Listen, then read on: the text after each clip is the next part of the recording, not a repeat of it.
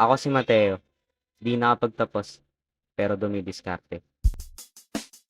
Third year college nung huminto ako sa pag-aaral. 18 years old, nagtrabaho na.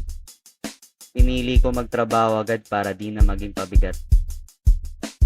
5 taon na ako nagtatrabaho, kaya kung tatanungin niyo ako kung meron na akong ipon, wala.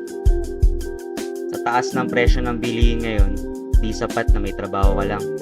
Lalo na't kung di ganun kataasan sinasahod mo. Kaya naisip kong diskarte pang dagdag, magbenta.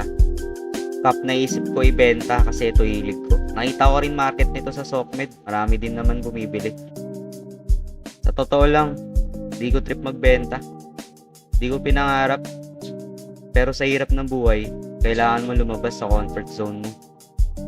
Pagkipit ka, di pwede mamili ka pa ng trabaho. Lalo na't kung nasa harap mo na. Kapag walang-wala ka na, minsan magagawa mo mga di mo naman talaga gusto gawin. Pero doon ka kikita.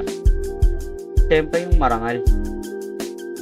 Para sa mga katulad ko na may sariling asset, sa mga nagpapakapagod para kumita ng pera, sa mga lumalaban ng patas. Tuloy nyo lang.